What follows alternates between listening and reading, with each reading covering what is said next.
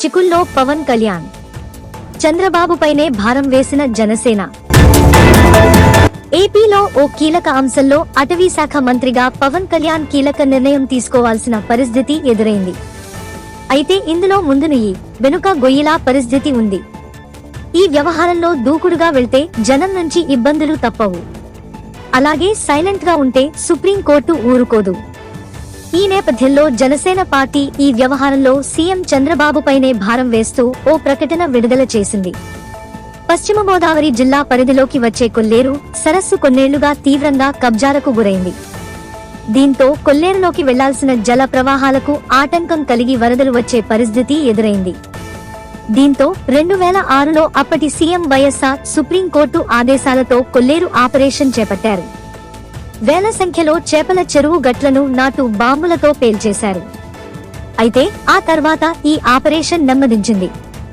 కానీ సుప్రీంకోర్టులో తాజాగా ఓ పిటిషన్ రావడంతో ప్రభుత్వంపై ఒత్తిడి పెరుగుతోంది. 3 నెలల్లో ఆక్రమణలు తొలగిస్తామని సుప్రీంకోర్టుకు హామీ ఇచ్చిన ప్రభుత్వం క్షేత్రస్థాయిలో మాత్రం వేగంగా అడుగులు వేయలేకపోతోంది. ఇలాంటి సమయంలో అటవీ శాఖ మంత్రిగా పవన్ కళ్యాణ్ కూడా చిక్కుల్లో పడ్డారు. కొల్లేరు ఆపరేషన్ పై ముందుకెళ్తే స్థానికుల నుంచి వ్యతిరేకత వచ్చే ప్రమాదం ఉంది. అలాగని సైలెంట్ గా ఉండిపోతే సుప్రీంకోర్టు ఊరుకునే పరిస్థితి లేదు. దీంతో ఈ భారం మొత్తాన్ని సీఎం చంద్రబాబుపైనే వేస్తూ ఆయన అనుభవంతో నిర్ణయం తీసుకుంటారంటూ జనసేన ఓ ప్రకటన విడుదల చేసింది. ఇందులో అప్పట్లో కొల్లేరు ఆపరేషన్ను విజయవంతంగా ఓ దశ వరకు తీసుకెళ్లిన మాజీ సీఎం వైఎస్ఆర్ పైన విమర్శలకు దిగింది. కొల్లేరు ప్రాంతంలో నెలకొన్న సమస్యాత్మక పరిస్థితులకు మూల కారణాలు అన్వేషించవలసిన బాధ్యత ప్రతి ఒక్కరిపై ఉందని, ఆపరేషన్ కొల్లేరు పేరుతో 2006లో వైఎస్ రాజశేఖర్ రెడ్డి ప్రభుత్వం భయానక రీతిలో నాటు బాంబులతో చెరువు గట్లు పేల్చేసిన విధానం నుంచి ఇప్పటివరకు చోటు చేసుకున్న అన్ని పరిణామాన్ని తెలుసుకోవాలని తెలిపింది. సామాజిక పరిస్థితులు పట్టించుకోకుండా కోర్టులు, ప్రభుత్వాలు అప్పట్లో వ్యవహరించాయని చెప్పుకొచ్చింది. కొల్లేరు సమస్య సంక్లిష్టం కావడంలో వైఎస్ఆర్ నుంచి వైసీపీ వరకు చూస్తే ప్రతి దశలో వారి రాజకీయ అవసరాలకు ఆడిన ఆటలే కారణంగా కనిపిస్తాయని జనసేన చెబుతోంది.